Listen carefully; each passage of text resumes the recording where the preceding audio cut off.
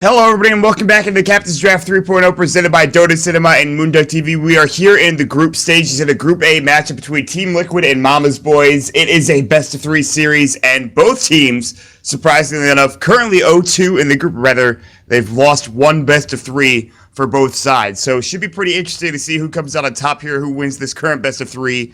Of course, we have Momma's Boys going up against one of the top European teams and top team in the world in Team Liquid. Of course, I'm not alone today. My name is Mark. Joining me this evening, as always, is Pitmuckle, what a guy, and Purge.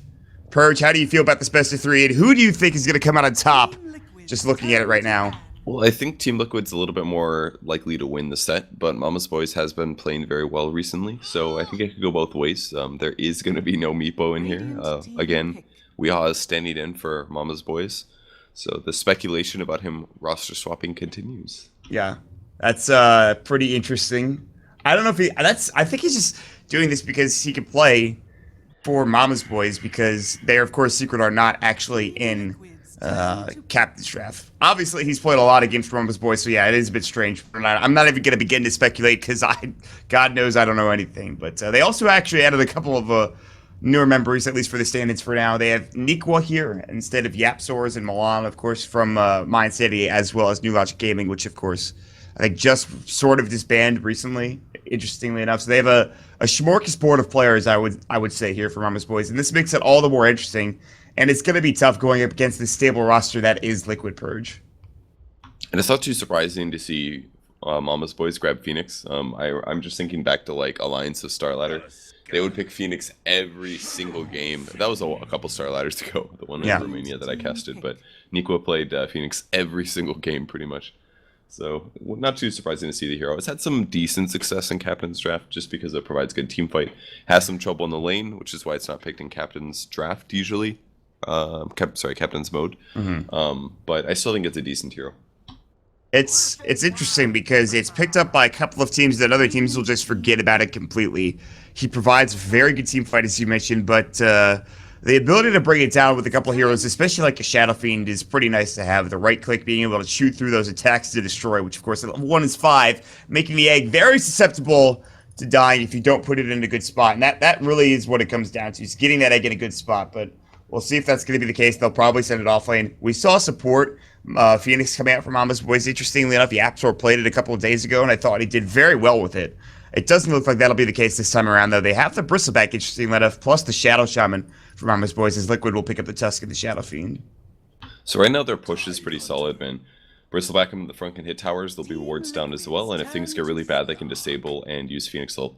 And I think Bristle's kind of a good solution against heroes like Tide, Slark, and Tusk. You know, he can turn his back if things get a little dangerous, and buy him some extra survivability to allow his team to back him up. But they need maybe a bit more carry potential to come through to cover him on the backside. Yeah. And to do that, what do they grab? There's not that many carries Deuce, perhaps? left over. Yeah, I kind of like the Deuce idea, but all right, well, Brood and Sky. Broodmother can 1v1 a lot of these heroes. It's not amazing versus Tidehunter, though. So I think Team Liquid's probably going to push that into a 1v1. And then it'll be Bristleback, Shadow Shaman, Skywrath, tri-lane. So very high kill potential. Very aggressive early tri-lane. And then maybe Phoenix in a 1v1 somewhere else. Or maybe some dual lanes as well. Because Skywrath Phoenix is also a possibility. Yeah. It might be really good.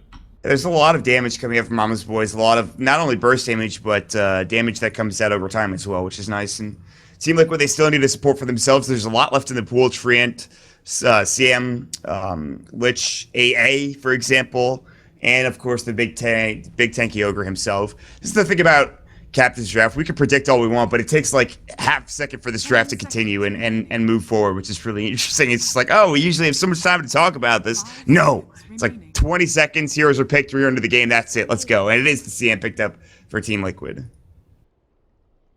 All right. I don't know if CM is the solution, though. They just don't have very many good Broodmother counters. Like, locking Broodmother down is going to be a bit tough. I guess they have Snowball into Shards, which can be a good way with Pounce, but maybe that's the only solid one, and that kind of requires you to go all in on the kill, since it's going to require a lot of mana and a dust. So if they can get some kills on the Broodmother, I think this could be pretty good for Liquid. Going into the mid to super late game, Team Liquid clearly has an advantage, since they have more carry potential. So due to their decent team fight and their okay ganking, if they can just go even with Momma's Boys, I think they're going to have a really easy victory here. Yeah. Pycat playing the Broodmother a bit interestingly. Nikwe is going to be playing Phoenix. Dox is playing at Bristleback, but I feel like that. I don't know, because so they had Mosquerie playing the offlane role for them for a period of time here, a week or two or something like that. But now they have a couple of support players. Weehaw is playing the Skywrath Mage. This is a mid Skywrath, which I've seen occasionally. It's more of a pub thing. I am a huge fan of it. Your levels come out very quickly. You can get arcane boots very early on, and you get so much damage coming through from your abilities. But we'll see if it's going to be okay for Liquid, as they will have the Shadow Fiend more than likely going mid for Fata. Yeah, I actually played mid Skywrath decently often in pubs whenever I'm with players that are lower MMR than me, just because it can actually scale very well in terms of carry potential. Now, it's not amazing this game because there's a Slark. Slark is kind of a good counter to Sky. Sky's armor is so low that it's pretty easy for your opponents to focus you if they do start focusing you. So it's going to be a bit hard to play it as a mid role, but you can definitely out-pressure the Shadow Fiend at level 1. Yeah. You can definitely trade more advantageously. And by the time you hit 6, any gank is going to result in a kill on just about any hero. The only one that might be able to avoid ganks is going to be Slark or Tide. Right. The Ancient Seal will come out, of course, and that is going to be a big issue, so you have to really worry about the Dark Pact, obviously, for the Slark. But if he doesn't get it off, Silence, and then he's going to get a concussive shot, and all of a sudden he's going to die. But yeah, there is a lot of damage coming out from this Skywrath Mage, especially even at level 1, with just 1 point in Arcane Bolt because he has that Null Talisman. This is not going to be an easy lane for Fatsa early on here. They will try to secure the top rune spot. Mind Control will come in with 2 tangos. He's also got the tango, or rather 2 mangoes, 2 tangos to the south. Now they're going to get caught there. Oh my god. Weeha's about to fall. They can't quite get him. They woke up to the high ground. They're going to save the last hit. He's going to Fairy Fire, and instead of killing him, it'll take a bit longer, but the last right click from Kuroki will get the job done. They do not, however, secure the bounty, as it was picked up, I believe, by Pycat as he heads back towards that top lane. That was the god tier Ice Shards, man. Like, that's the one hero they can't have dying like that. The first blood goes to him, and now he's going to have to lane slightly down.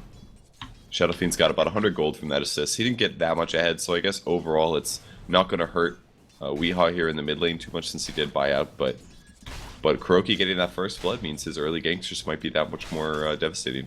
Yeah, that's a huge pickup for him, and Drax will roam down bottom to help out the sort of off-lane Matama Man Slark. I mean, he is the off-lane, but I think they just want to make sure the matchup for the Tide is against this Broodmother, even though it's not going to be that great for himself, but we'll see how this goes. Kuroki's going to go ahead and juggle up, no surprise there. He went for the Frostbite. He's going to go ahead and clear it. Yep, he'll have at level 2, which is probably going to be, it could be a point in that Arcane Aura. We'll see if it's actually going to be the case, or if he's going to go for a Crystal Nova. We'll wait and see what he gets up for his next I don't think he'll gank just yet. Maybe wait till Shadow Fiend hits 3 or something like that. It's a little bit hard to gank otherwise. Bottom lane, it looks like there's a fight breaking out. Saxo, they get off the shackles, but Double Man can't chase further, and he's getting the Salphus as well, but it's going to get canceled as the right click comes through from Jirax.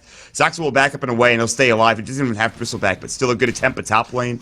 Mind Control, getting zoned out by Nikwa, or rather vice versa, and Pycat continues to go to work and get last hits. So this bottom lane is probably going to be the most interesting lane here, with top lane being the second most interesting as terms of fights and what's going to break out next, but... Uh-oh. Mind Control might be trouble. Icarus Dive. There's going to be the Fire Spirits as well. And Pycat has the Spawn Spiderlings, and that is a dead Mind Control as Pycat will get the kill. He actually did a lot of damage to both Pycat and Nikwa before he went down, but still, nonetheless, he'll die, and Pycat will salve up happy with what he's accomplished.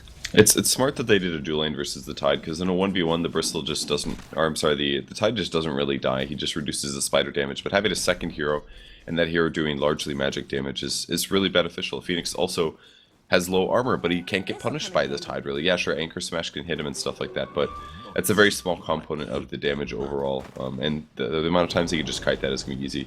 He almost dies to Crystal Maiden here. Yeah, Nikwa was getting caught. He didn't quite have his Icarus Dive when he was looking for that rune spot. Kuroki gets in there, Frostbites up, and then forces him back pretty much to the base, but he'll be fine. This will leave, of course, the Tide in a 1v1 for now, when he actually is up to 11 last hits. So those are going to be inflated because of the Spiderlings, but he's still doing very well for himself, all things considered, after that death. A little weird that he doesn't have Kraken Shell. I wonder if that would have kept him alive in the last fight. Right. Doesn't have a Stout Shield either, so getting that early Kraken Shell is usually pretty important, but he actually grabbed Gush here. Yeah, that's interesting. Ice Shards, they have the Invis rune for Jirax. They're going to snowball it, and Weehaw might be in trouble yet again. Body Box coming through. They need 2 more right clicks. Can they get the job done? Actually, just the one for Fatsa. I didn't know he was going to have the damage to get it, but he did. That last right click. No raise necessary, and he'll get the kill. That's a huge one. That's just the problem with the mid Skywrath. It's so easy to gank, and they've got a Tusk and a CM. Either of those heroes can set up these kills for Shadow Fiend. And once he gets his minus armor, man, it's going to be mid-game, and the the Scarith Mage is going to die to like 3 right clicks. It's such a dangerous place to be in. I mean, the Scarith's not even having that great of a time currently. He's had his 10 last hits to the 12 of the Shadow Fiend. Like, this is before he's even getting up to that ganking potential. He's not getting many last hits. Sure, he can still get kills once he hits a good level 6 or something like that, but all that thought down bottom, Ice Shard's flying through. Soxa will actually avoid it. He's going to turn back around, pop up some Coil Sprays. He's got level 2, and if they get some stacks of this up, he's going to be taking a lot of damage, and so they will back away, saying, I don't want to fight into that. Bristleback, you're very disgusting. You're viscous, don't touch us. That'll be that. I don't know if he's that much of a threat. Anyways, they both have magic wands. Both Jerax and Watomo Man can get some distance between him if he does go aggressive. So I see Liquid definitely winning this off lane here for them. The mid lane, they need to get a kill on the Shadow Fiend, otherwise I think they're going to lose this game. Weehaw needs to get some advantage out of his lane, and right now he's losing it. Yeah. What does he have? A bottle, a null tally, and a stick. Meanwhile, Nikwa is looking to get out as the Icarus dives away from Jerax, who is going to work. Now we'll drop up the Fire Spirits to try to jungle here. Nikwa is level 3. He's actually not doing that bad considering he's in a dual lane. Sometimes you'll see Phoenixes stuck at level 1 because they're getting zoned out so heavily, but that's not the case this game. He is level 3, so he's getting a little bit of experience across the map purge. They maybe could do a gank on Tidehunter top, but I think they would need Scarith Mage or a third hero. Okay. Perhaps he's going to find Jerax. Yeah, Weehaw's level 5 here. He can do some damage, but... Another good Ice Shards. This will keep him alive, and maybe if they had another Arcane Bolt plus the right click and the Ancient Seal, he might have gone down, but he'll be able to TP away so Jerax gets out in time. Back top, there is 31 last hits for Mind Control. Again, a lot of this comes down to the Spiderlings, but that is still gold that you are feeding away. He has his Arcane Boots already. He's level 6. This is a great time for Mind Control. He's having an excellent lane. And on top of that, Fada back mid as well is up to 24 last hits. Very good start for Liquid here. They need boots on Scarith Mage. They need him to hit 6, and they need him to start rotating, I think, like almost instantly. Put somebody that's under-leveled on mid, like Shadow Shaman, let him lane, and then give Scarith Mage around to ganking. In a lot of cases, mid-sky is going to get under-leveled, but that's because he doesn't have very good farming tools. He's a single-target hero. Milan, they get the smoke up. There's the snowball. They're going to get off a Frostbite here momentarily. The Dark Pack will fly. They don't even need it. They can Frostbite Nico if they want to. Oh, it's on cooldown, actually. Christonova, I thought he didn't use it there, but here comes the Quill Sprays. It's actually a lot of damage coming out from both of the heroes of Soxa as well as Nico. Jerax getting caught with Icarus Dive, trying to run away. Fire Spirit's on cooldown for 25. He's going to stick up good Ice Shard block again. He'll salve up. It'll get canceled by the Creep Wave, however, and he is in deep trouble. He's going to try to run back to the tower. My Temple Man's also low in HP as well, but it looks like Jerax will fall to maybe 1 or 2 more Quill Sprays. He will snowball and actually head towards the north, but it looks like the last Quill Spray will go, and Soxa will get this kill. Meanwhile, Fata picks up what I imagine to be a solo kill on the Scarith Mage at the top rune spot, which is huge for him as Weehawk continues to struggle here in this game. If you don't get a kill on the Shadow Fiend, by the point he hits about 7, his damage is just way higher than you. Especially, he basically has a double damage all the time. And if you have 0 armor, you can't fight against that.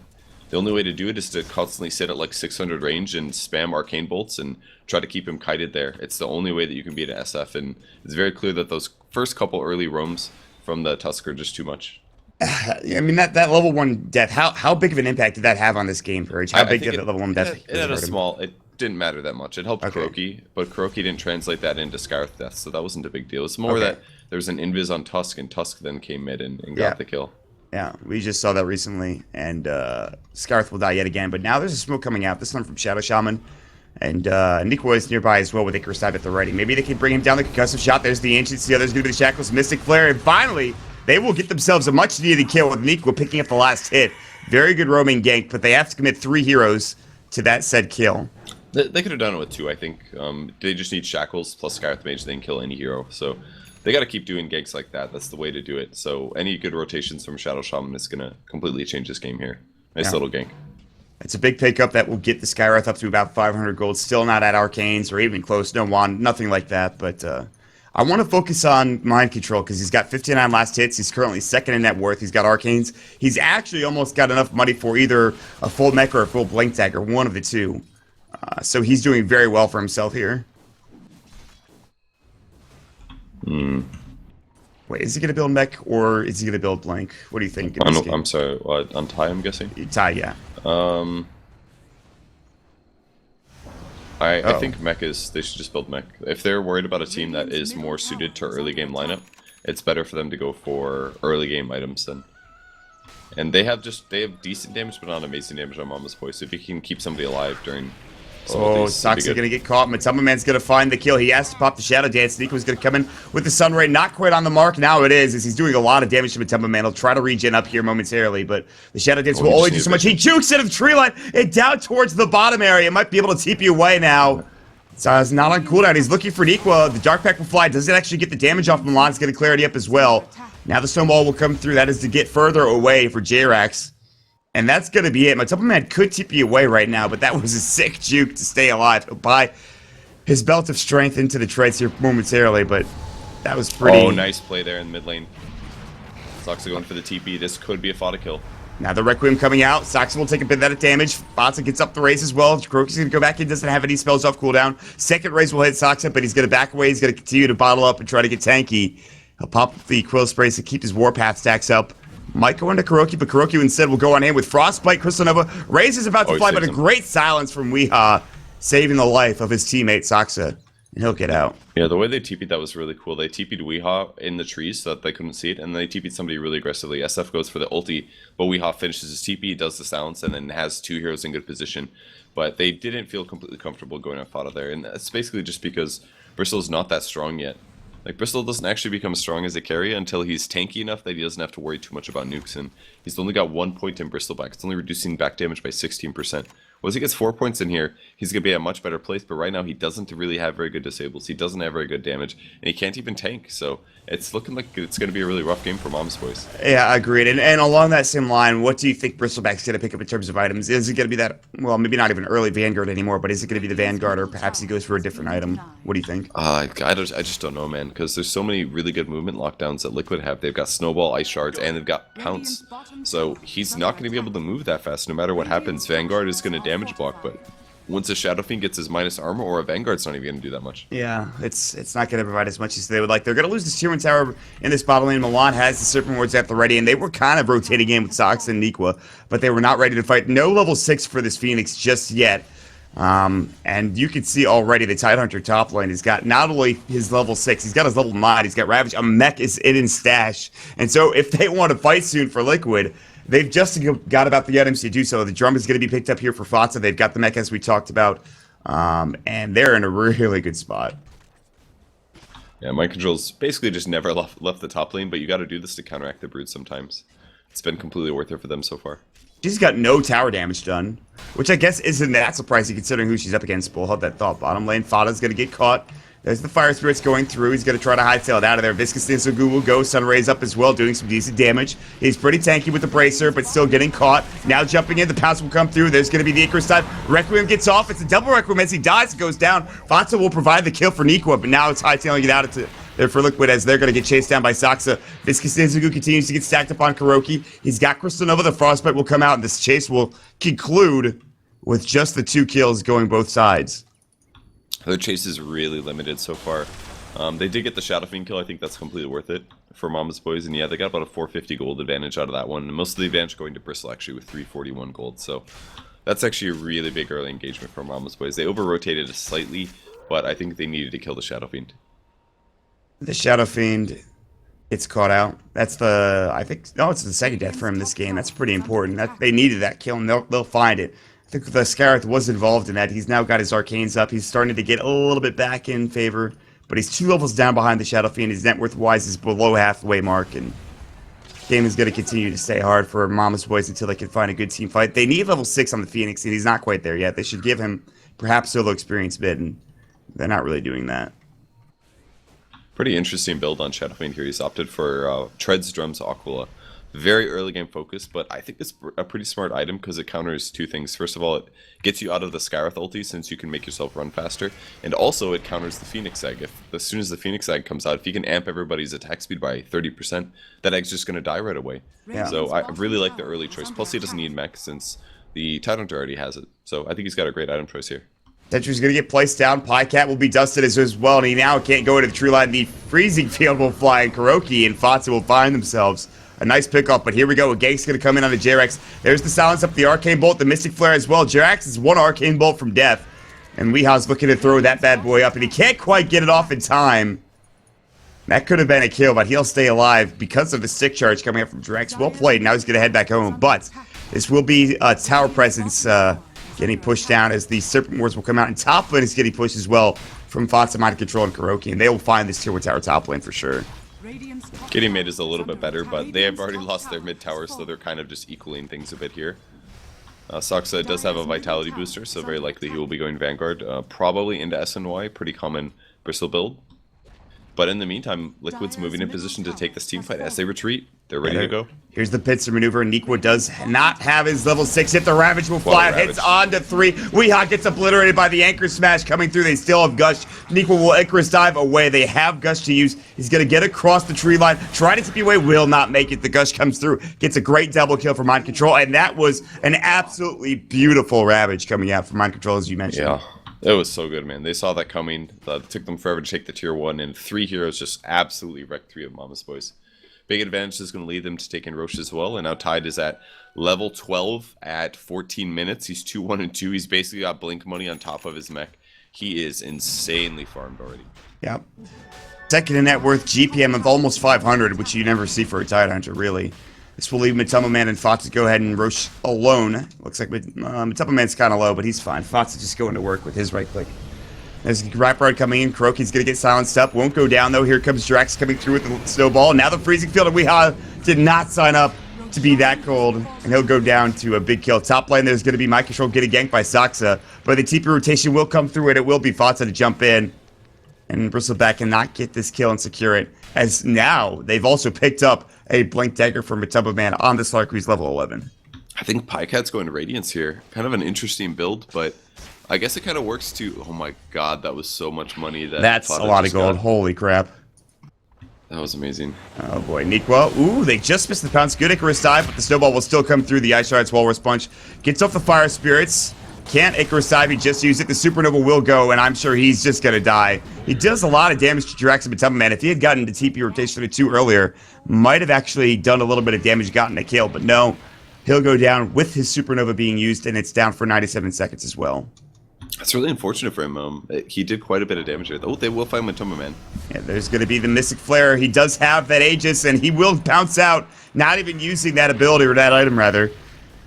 And, yeah, well, Mystic that's Flare's really hard to use by yourself. With just 1 point and slow, it's not uncommon to see Mystic Flares like that. It's just not what it used to be. It doesn't really work that great as a solo ganker. You kind of have to get an Atos before Scarith Mage ends up being an effective mid hero. And it's one of the downsides to playing mid Scarith is that you're so reliant on another hero being with you. If you could still solo kill on this hero, you'd be a great mid, but you can't do it as easily. You're not going to slow very much. The slow got nerfed, and the amount of time that Mystic Flare does its damage has basically been doubled. It's going to dissuade people from playing crazier mids here in Captive Draft, which makes me really sad. I feel like, oh, we're not going to see a mid, Skyrath mid Rasa or something like that anymore because of how this game has gone for Weehaw, but maybe we'll see some crazier stuff here in game number 2, but for now, it's going pretty heavily in favor of Liquid. You have almost a 10,000 net worth advantage, 10,000 experience lead as well. Guardian Groups were just picked up for Mind Control, and he's going to pick up next to Hooded Finds. So screw it, I don't even need a Blink Dagger. I'm just going to go for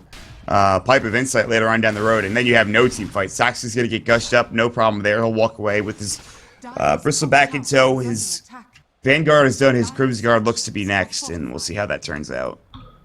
Crimson Guard's pretty cool idea, I guess. It is gonna. There's a lot of medium-sized right clicks coming out of Liquid, and also when you're up against a minus armor hero like Shadow Fiend, damage block is pretty effective against it since it goes through before the damage block or before the minus armor is added in. So it's gonna block a decent amount of damage here. It is gonna limit their carry potential a bit, though. And that's another problem that they're having. Yeah. That is unfortunate. I see him as their safe laner. He's not really doing much in terms of the damage department. Podcast's still sitting at 5,000 gold, waiting to buy that item. He's really thinking about it, really saving it up. Now the drum charge pop. They almost catch Weehaw with the Ice Shards. They'll still head through the tree line to try to find him. Jirax, he's got that snowball. He's a little too far away, however, so he can't quite catch him yet. And instead they'll head back to working out of this tier 2 tower mid as Podcast continues to creep cut top lane. Is he ever going to buy an item? I don't know, man. I absolutely have no idea. Like, he can clearly afford the Radiance if he wants it. To get Shadow Shaman on the side there. That was a Blink Slark. So I was going to say something, JJ, but I thought you had caught it, so that's my bad. My bad. Listen, don't yell at me, JJ. Come on. Oh, no. Chat will T-tours you. What will we ever do, JJ? TP in from Jerax is looking for Pycat. He'll get away. I mean, Pycat's done a good job of surviving. He's level 13. He's got 1 kill and 1 death. He's the highest person in net worth for Mama's Boys.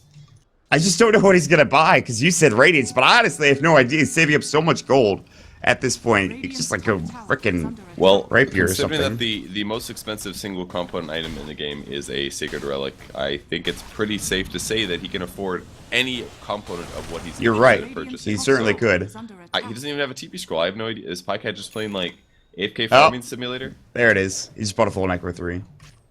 I don't know if that's the solution. I don't know, man. Would you have liked Radianced more? Because I know I would have. I don't know if it's better. I mean, it would allow him to lane against the Tide a bit better, but...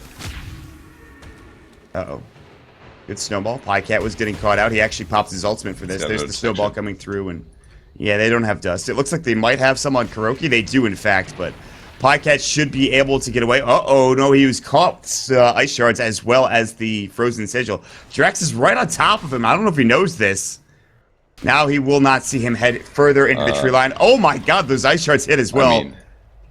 I mean, I almost wonder if he can see, like he literally predicted him the whole way. That was insane. I yeah, that was almost nuts. You can see the sigil animation on him or something. Yeah, the little outline of like crystals on the hero or something like that. I know what you're talking about. Well, hold that thought. There's a fight that's about to break out. Jerax is gonna get silenced up. Shackles long range. Arcane Bolt. BKB's popped by Fatu. He says, "Listen, you want to go toe to toe? I'm ready to fight. I'm a big bad boy, ready to go to work for Shadow Fiend." They're gonna pop the drum. There's the Veil going in as well. Ravage is at the ready. Milan will drop the Serpent Wards, but he'll die because of it. Dominating spree. Matuma Man blinks. It'll find Weehaw as well. And look at that damage. Matuma Man will get that kill. No Aegis left ready to go. Nikwa had a Supernova still getting chased down. Now on the backside, Pycat looking for Kuroki. He's going to find him here when he pops the Necro 3. Maybe not. Doing a lot of damage with those races, but back to the fray over on the other side. And it looks like the TP came through and Nikwa survived, actually, which is pretty impressive. Ravaged, but he chose not to ravage, so basically lets him live.